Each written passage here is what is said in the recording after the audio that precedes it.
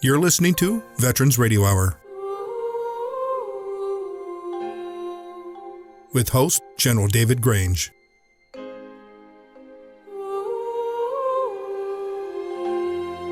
With co-host Ranger Doug. Until we go down.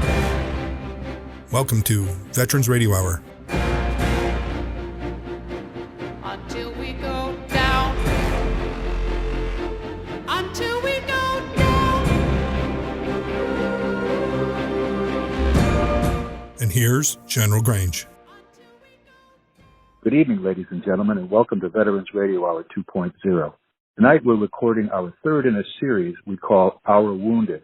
And our guest tonight is Master Sergeant Retired Dave Smith of Special Forces. We'll conclude our series of 3 programs, and Dave will discuss how things went for him from Walter Reed on his journey into the rest of his life. And now, over to you, General Grange. Thanks, Ranger Doug, and thanks again to all participating, our guests on our Wounded program, program number 3. So David's with us tonight. Rick is on deployment to Tennessee. Andy is on radio silence tonight. And we have Kevin with us. And also thanks to Steve for the last 2 programs. I'd like to say is, how does a nation take care of their wounded? And actually, as the United States takes care of its wounded, it means everything to a GI. And we do it well. David, your comments the other night and Rick's reminds me of Vietnam.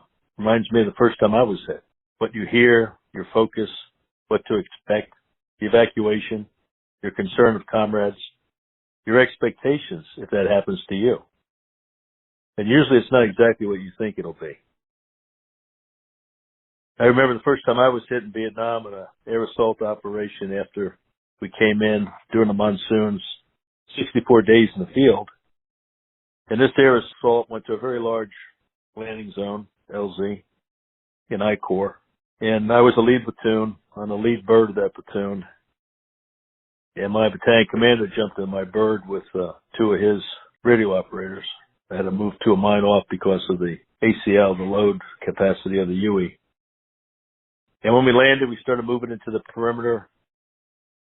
The next thing I know, I was laying on the ground after moving towards the jungle line, which was being prepped by Cobra gunships, and didn't know what happened. And I just was kind of laying there, and I couldn't see out of one of my eyes and couldn't feel my arm at all. And looking around, there was some smoke and not much gunfire, but just the birds shooting up above. And then I'm just thinking about, okay, where's my weapon? Where's the rest of my chalk from the aircraft? And kind of struggled to my feet. The guy grabbed me and said, let's go. We got to get out of here. And I'm looking around for a medevac bird, Red Cross on it. And there wasn't one. And someone said, get on this lift ship. And me and 4 others, 5 of us got on the bird. And we started to get ready to take off. The whole floor of the aircraft was full of blood and everybody was slipping. I remember one of my squad leaders I was with on the bird that we got hit by an ID, I believe. We thought. I didn't know at the time. Command detonated. We called it booby trap in those days. And trying to get a cravat on that guy's arm, I met my squad leader, and I realized my left arm wouldn't work at all. And the sleeve was all burnt up and everything. And then my trying to tie a cravat, moving it around his arm on his bicep, his blood was squirting out everywhere, and had to use my teeth in one arm. I couldn't use my other arm. And then he helped me with his good arm, and together we put a cravat on to try to do a tourniquet, which is kind of half-ass, as we took off. No seats in the bird, so then we started worrying about falling out because we was sliding around in the blood, hauling ass to some aid station, which we landed at. And then they started grabbing us and cutting our clothes off and taking our watches and cutting our rings off and they even cut my wedding ring off. And we're laying there and outside and on stretchers and not knowing what happened. The next thing I look up, my father's standing over me. And I remember asking him, I said, hey, where's my weapon? Where's my CAR-15? He says, I got it, don't worry. And I found out at that time there were 5 of us wounded. and 2 were killed in that explosion.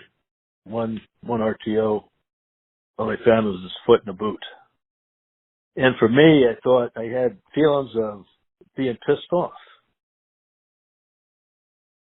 What came to my mind was that at that particular fight, I didn't get the chance to take the fight to the enemy.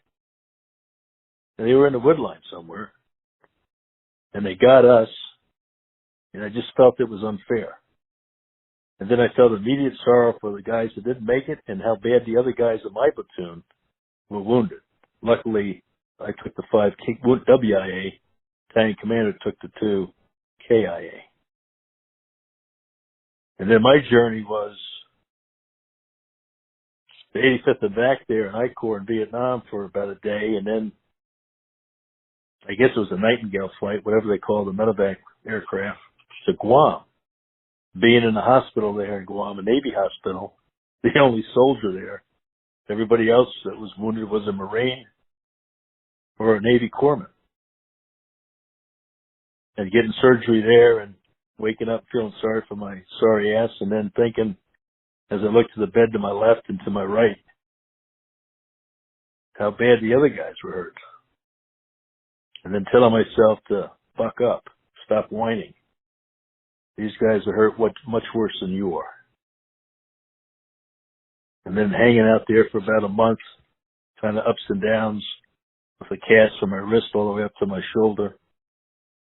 Left eye still couldn't see out of it. Eardrums blown out. Shrapnel in most of my body. And then getting a call from home saying they got a telegram, very much like in those days how they did it with Western Union. Your son's okay. He has wounds to his face, his head, left arm, chest, back, and leg, but he's okay. And how families got notified those days compared to today, and how poorly that was managed, and why the leadership let that be done that way, I wasn't sure. I couldn't understand it as a young lieutenant. And then at night, because I was an officer, I was allowed to go out, leave the hospital, drinking, getting in fights in bars, whatever, in the island of Guam, like some dummy, figuring out what I was going to do next. And I won't talk about it in this program, but how I then got to the Army hospital in Guam, though my order said after 30 days in Guam, you will go to Indian Town Gap to the VA hospital for 90 days.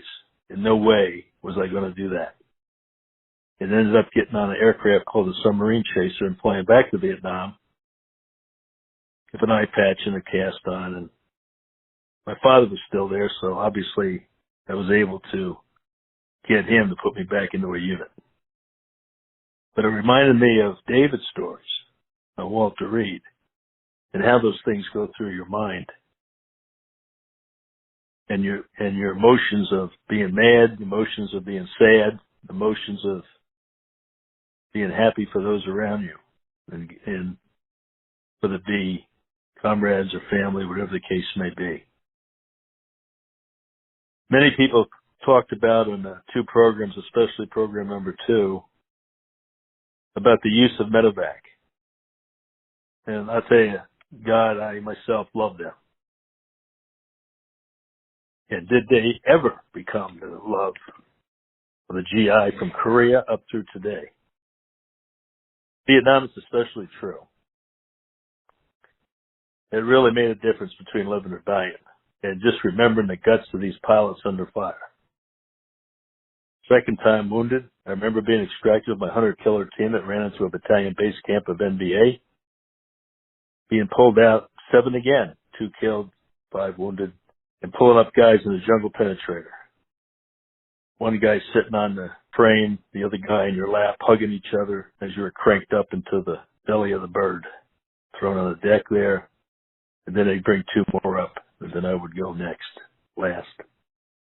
The training that was talked about by Rick Lamb and others today and what it was before. It was pretty bad before, I think. I mean, of course, not like the Civil War or World War I or any of those fights. But the advancements today in tourniquets, TCCC, combat medics we have, the buddy aid that's trained, transfusions in the field, all the research and development and advancements to keep our boys alive and our girls. And you know the basics of training, everybody on this call, those that are listening. We always talk about training: shoot, move, and communicate. But today we had medical training as the fourth pillar, the fourth leg. And it is not only the morale builder of the soldier, a trust enabler as well, but it is a force multiplier. Back to you, Ranger Doug. Thank you very much, sir. And your observations on your own situation are very important to this story because, of course, you're one of our wounded as well. And as you know, we have the good fortune of having one of those medevac pilots who's a close friend of both of ours with us and does us a great honor by joining us tonight. And that's Kevin Swenie. Kevin, would you please give a short introduction to yourself, please? Well, thanks, Ranger Doug. And General Grange, I appreciate being asked to be on the program. I was one of the guys that served prior to these recent two conflicts. I spent 26 years in the Army Medical Department in medevac and other operational medicine assignments. I served in 4 different medevac units, and I had the unique opportunity to fly both the Huey, the UH-1, and the Blackhawk, the UH-60 aircraft. When I retired in Fayetteville in 1998, I did some contract work for the Army at Fort Bragg, and then I became a Department of the Army civilian where I worked at United States Army Special Operations Command in the Aviation Directorate there. So in this assignment, I worked directly with the 160th Special Operations Aviation Regiment, and they were transforming at that time to meet the needs of the new global war on terror.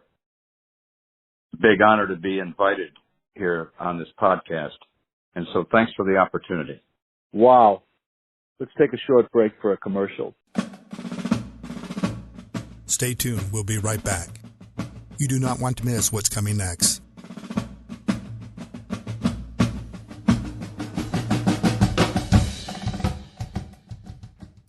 The trucking industry was born by the military during World War I and therefore became the father of the trucking industry. Being a truck driver achieved national attention in the 1960s, when songs and movies included truck driving as a part of the storyline.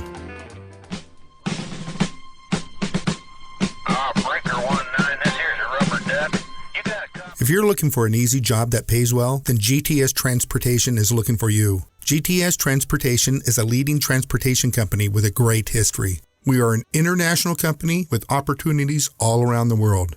Apply now by going to our website, gtscarrier.com, or call us at 847-754-4667.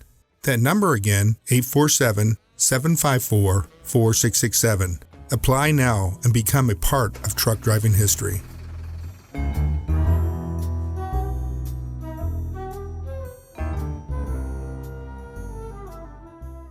Dallas Corporation and Dallas Logistics, a proud supporter of the Veterans Broadcast Network for over 19 years.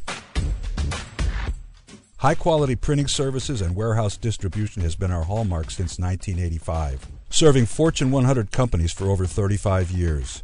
Check us out at www.dallascorp.com.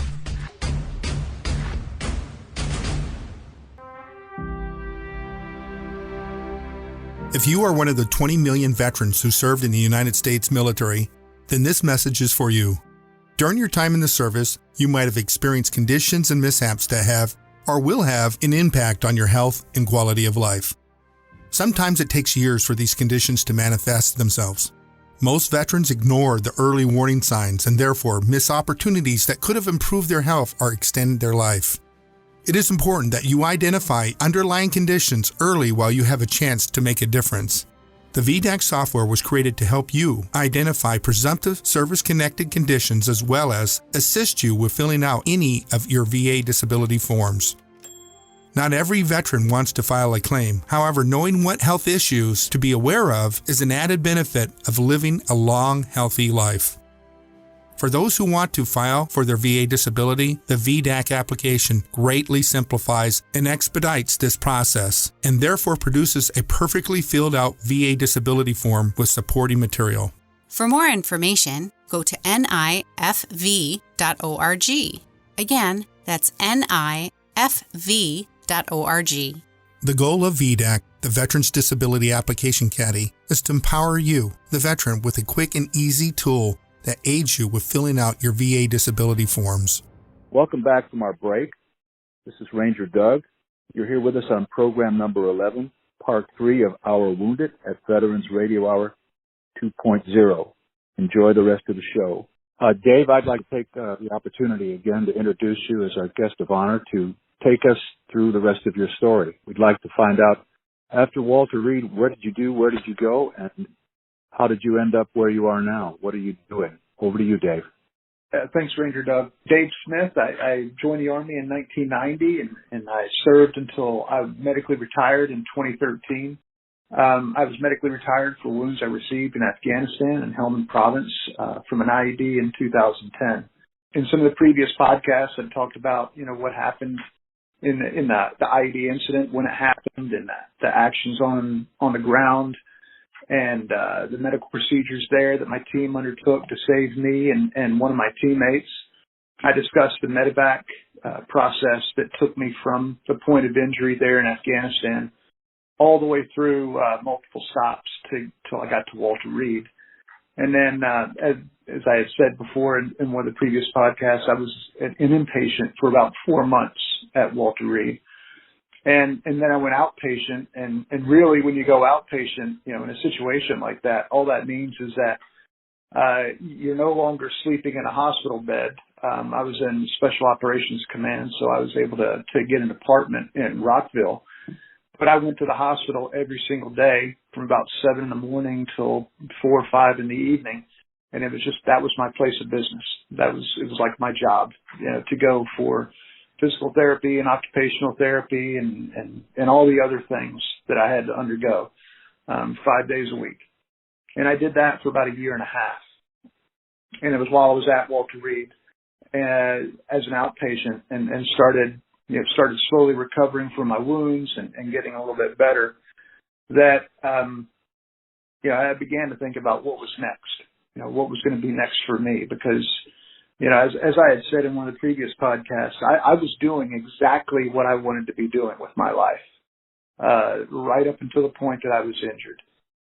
And, now that was no longer an option for me. So the challenging part for me was to figure out, what was going to be the second best thing that I wanted to do. And that was challenging. Add to that physically I wasn't going to be able to do some of the things that I had done before. So I was going to have to rely more on my brain and more on my mind and things like that than I was any kind of physical ability or anything like that. So, one of the great things about Walter Reed is particularly the time when I was there, was that every day there were, many veteran service organizations, VSOs, 501c3s, that were there, all serving a need. Some were doing things that were good for the soul. Some were doing things that were good for families, and others, were trying to help the soldier identify and pick up and move on to the next objective.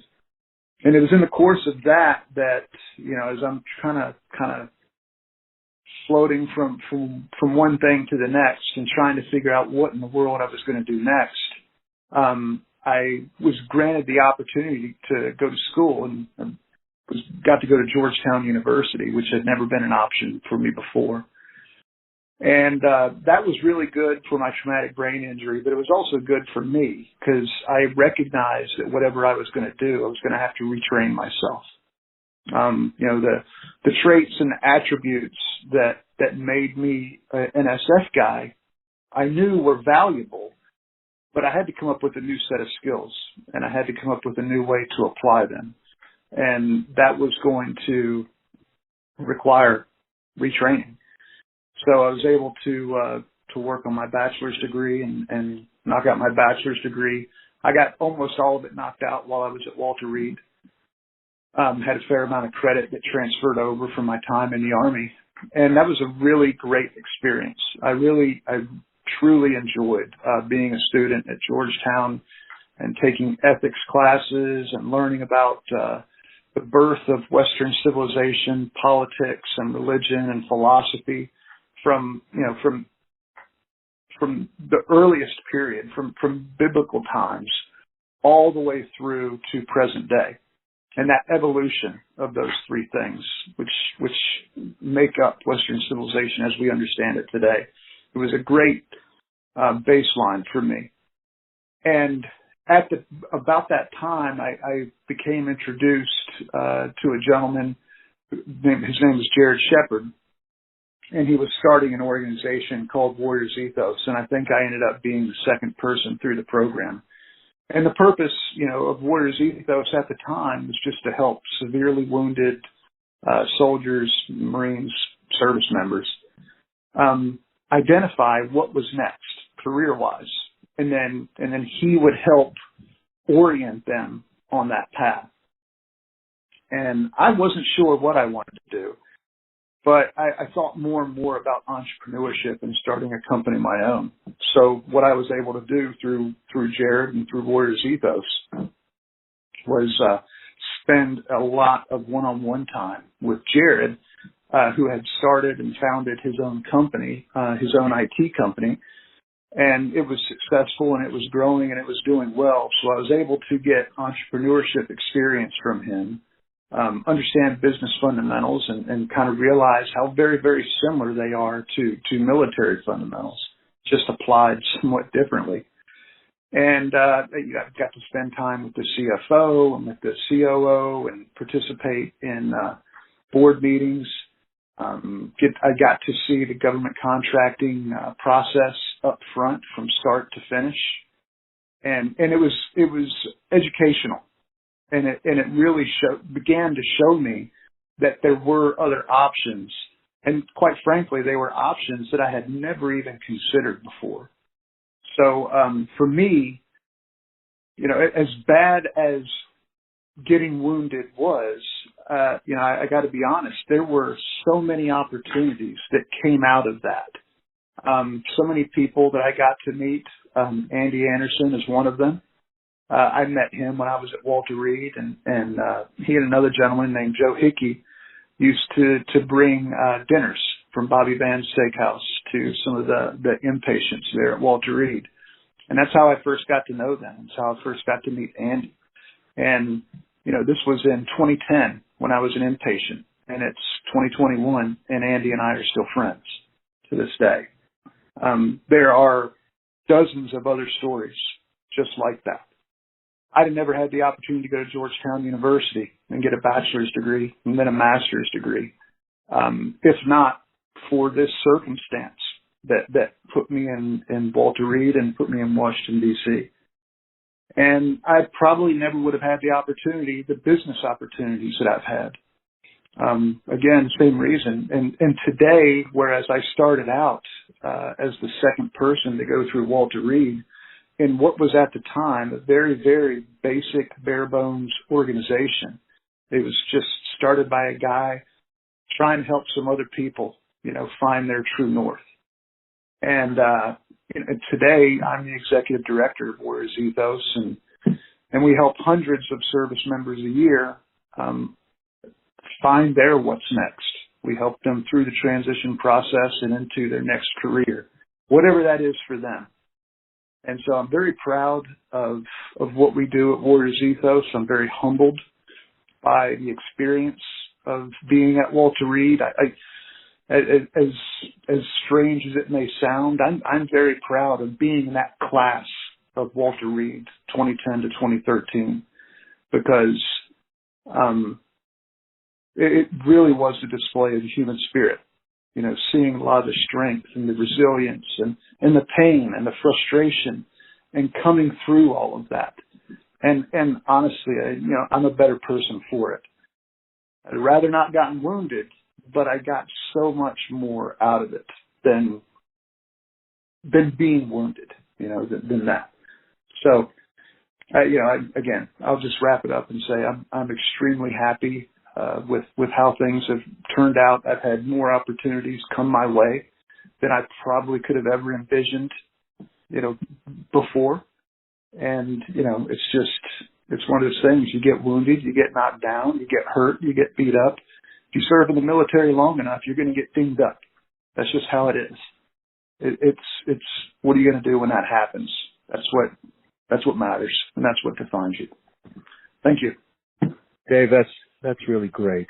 You've taken us through the whole experience, and as Rick Lamb said last time, and he's been badly wounded as well. I've just been hurt, and as I mentioned, there's a difference between being injured as opposed to being wounded by enemy action. Only someone who's had that happen can understand. The rest of us can only think about it. But it's meant a lot to us to have you with us, and I think those that listen, especially some that may be going through a dark period, can take quite a bit from your story. I'd like to pass it off to General Grange. General? Yes, thank you, Ranger Doug. Two things that just came out of this conversation. First of all, we have to take heed of those that have been injured that may not be in a combat situation, in other words, a Purple Heart situation. The military can beat you up hard, as David just said. And Ranger Doug talked about himself being injured. There's some terrible injuries in training. There's just sustained injuries from ruck marching, long periods of time, parachuting, your ears, your eyes, your mind, PTSD just from witnessing terrible things on the battlefield, or just military mishaps, accidents, training accidents. They're all important to veterans that experience them, whether it be direct enemy contact, or whether it be in training, or other accidents that happen, or just cumulative pounding on your body. And so this program pays respect to our wounded. In my mind, wounded is a broad category that we're discussing on these three programs, and it's very important. So we're not discounting any injuries through service. The other thing I think that's very important on what David said, he mentioned his, as an executive director of Warrior Ethos, there's other organizations out there as well, and we both know, all of us on this program know, that many veterans have not been able to transition as well as, let's say, David Smith. And so whatever we can do in some of our future programs may be to maybe shed some more light on other organizations besides Warrior Ethos that can help our wounded. And it's something that's one of the purposes. It's one of the purposes of the Veterans Broadcast Network, which this program, Veterans Radio Hour, is a part of. One of the purposes is to support fellow veterans, injured veterans, from training injuries, sustained injuries, combat injuries, even probably the signature wound of Afghanistan and Iraq being PTSD and TBI. At this point, I'd like to transition to Kevin Swenie, medevac pilot, military leader, and just talk about, let's back up just a minute. On the show previously, we talked about Blackhawks and we talked about Hueys in a medevac role. I want to lead the conversation by saying I remember in Grenada, we had the fortune, and it was, to do the first Blackhawk combat air assault in Grenada. All 6 aircraft were hit. I think the minimum number of hits were 40. And the strength of that Blackhawk, with fuel bladders and tanks rather, and the aircraft capabilities. Yeah, most of them lost their avionics, and one of them crashed badly and burned, and several deaths and injuries to the pilots and some of my guys. But they were all were able to fly and land at the airfield, besides the one, because of the strength of that helicopter. The Hueys would have probably all gone down. Now, I say that because I actually have a love of Hueys. And Hueys, and I'm not like Kevin. I flew, believe it or not, I flew helicopters for a while, and Hueys is a tough little bird that can fly around and get those tight poster stamp LZPZs and come back with leaves in the skids all the time and hang in there. They just don't have that lift or that endurance or that strength with the damage that a Blackhawk has. But boy, do they have a lot of medevac history. And I'd like to talk about that a little bit, Kevin, and pay a little tribute to that airframe, if you don't mind picking up from that intro. Yes, sir. Well, thanks a lot. I think about the differences between the UH-1, the Huey, and the Blackhawk quite a bit, honestly, even now that I've got a little older. The Huey was such a unsophisticated, great performing airplane. We learned how to fly it in flight school, transitioned to my first unit in the UH-1. And I mean, it was such a simple aircraft. It was basically, you remember this, General, battery switch on, main fuel switch on, set the throttle, hit the trigger. Take it up to 6,600, and you're ready to fly through effective transitional lift. The Blackhawk, on the other hand, was a much different airplane. And I remember when I was in a unit at Fort Bragg, the original dust-off, 57th Medical Detachment, had a chance to command that unit later as a major. We were the first unit in the Army, the first medevac unit in the Army to field the Blackhawk when the UH-60 first came off the line. And we got sent to Fort Rucker for 6 weeks. I spent just about an entire summer at Fort Rucker learning how to fly that aircraft. And you're talking about the mission in Grenada. I had a chance to fly in that mission with my unit. And the beautiful part about the Blackhawk, of course, and you talked about this, Dave, was the backup systems. If you lost hydraulics, there was a backup system for it. If you lost an engine, you had another engine, since it was a dual-engine aircraft. Avionics, backup systems. These new model HH-60 Mike models that they have now for medevac are just incredible. I'd like to get in a cockpit sometime, but I've read up on them with all their GPS and FLIR and all these other components that make the aircraft so stable and so mission capable. Great airplanes, both of them. I had 1,200 hours in the Huey and 1,000 in the Blackhawk, and really enjoyed it.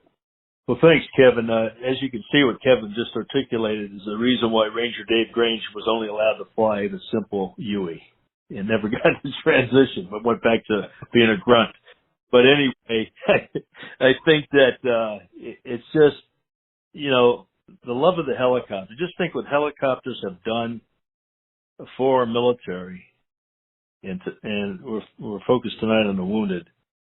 Our wounded GIs, or even in a sad way, thinking about it, moving our KIAs off the battlefield, getting people out. The sound of those rotors, alerting the enemy with RPGs and SAMs and everything else, but to American GIs, it's a sound of music, a beautiful, beautiful sound. Those birds coming in, the excitement being put on by assault aircraft, and the hope answered by medevac coming in. I think probably I'd like to just ask one quick question, Kevin. The aircraft to date in history that probably has the most medevacs, is it still the Huey? I would imagine it probably is, Dave. All those missions that were flown during the Vietnam War, I have so many older friends that are mentors to me, and flew the UH-1. I don't have any idea about the accuracy of that statement I just made, but I believe probably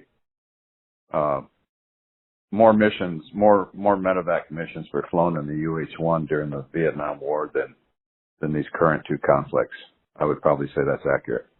Yeah, I think it's right. I don't have facts to base it on, but and just the idea of bringing Dewey in, no nods, so all ambient light, if any, in the monsoons, being directed into a postage stamp PZ for a wounded GI, limited visibility, zero visibility with mountains, but knowing the map. Remember now, they're on map, no GPS, no nods, being directed in by voice radio. Can't see smoke, can't really see a strobe light because of the fog or the rain, but coming in by voice radio over a pricked 25 or 77 to pick up a wounded GI. Unbelievable courage.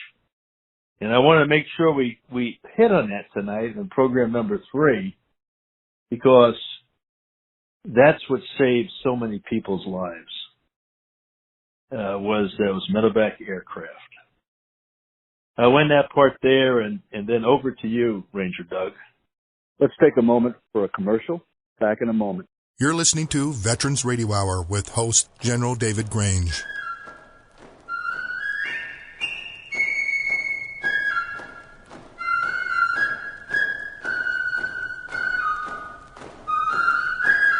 Stay tuned. We'll be right back.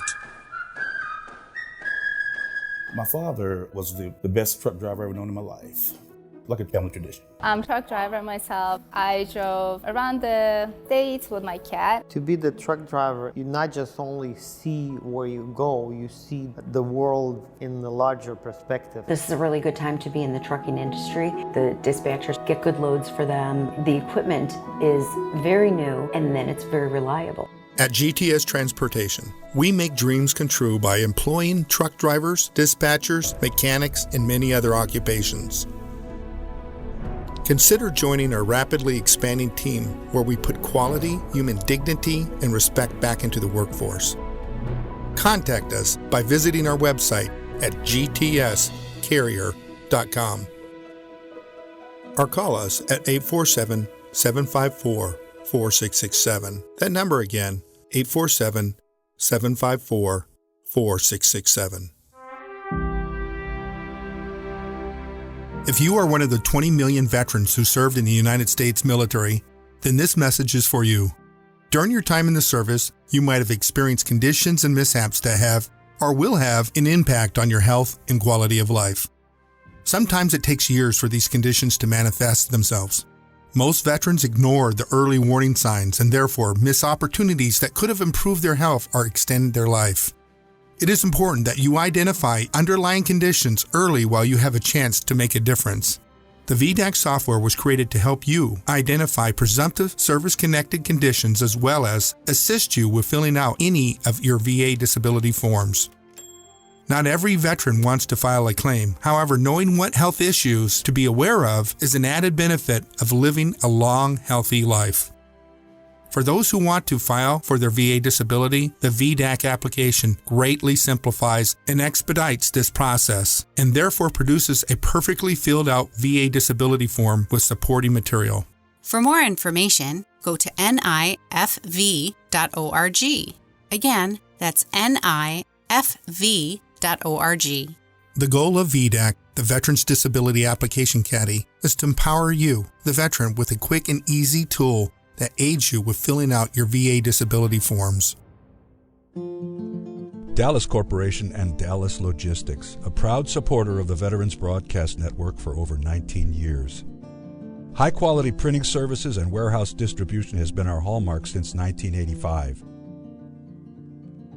Serving Fortune 100 companies for over 35 years. Check us out at www.dallascorp.com.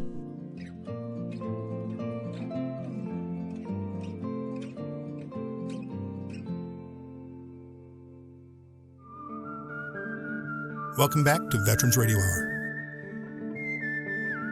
And here's Ranger Doug.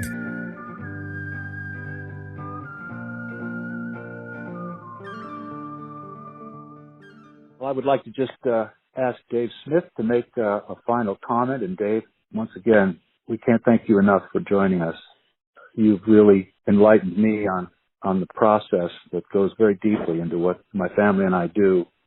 And we can't thank you enough. And it will mean something good for veterans and service personnel. So Dave, a thought or two, and then it'll be back over to General Dave for wrapping up. Thanks, Ranger Doug, and General Grange. Thanks very much for having me on the show. I just wrap it up with this one thought. Listening to you all talk about Vietnam and how things have progressed to now in Iraq and Afghanistan and Syria, and who knows what the future holds. Who knows where we're going to be 5 years from now, a year from now, 10 years from now, whenever. We'll be somewhere because that's how it is.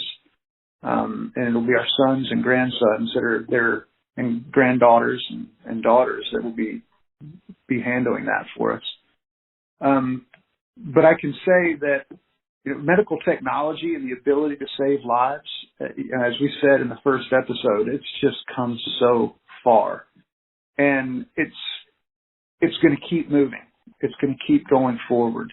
And I can only imagine what the platoon medics and the 18 Delta Special Forces medics and the Navy corpsmen and all those, I can only imagine what they're going to, the level of trauma that they're going to be able to deal with and keep people alive over the next several years as that medical training continues to evolve. So I'm a product of it. I fully support medical training, combat training as two means to get you out of any kind of tight fix. And I'm proof positive that that's a fact. And I'm grateful to the guys on my team that kept me and my buddy Mark alive. I'm grateful to the doctors and nurses and physical therapists and occupational therapists and all those others at Walter Reed that really went above and beyond.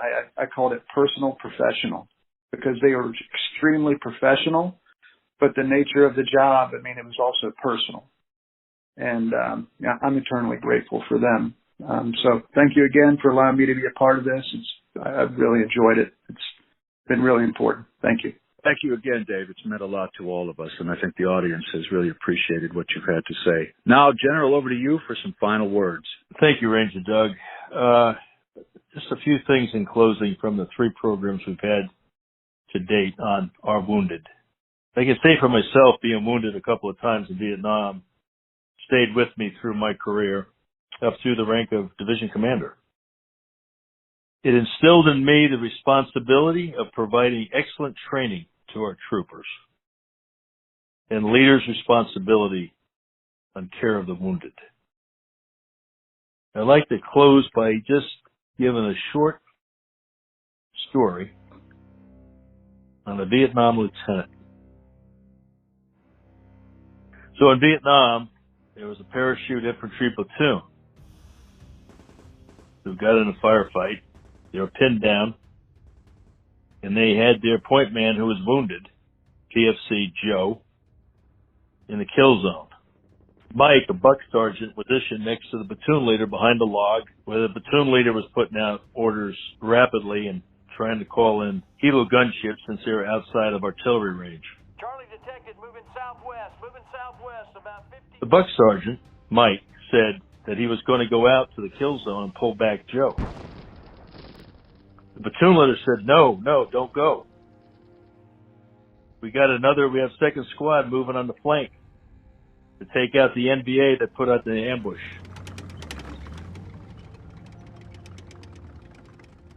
But Mike would not wait. Buck Sergeant Mike bolted out under fire towards Joe. He was hit, but he managed to drag back Joe and pull him back over the log next to the lieutenant. Platoon leader said, Mike, why did you go? I told you not to go. Now I'm going to lose both of you. And Mike told the platoon leader, sir, because when I got to Joe, he told me, I knew you'd come for me. You see, Mike was a platoon medic. All the way, brothers.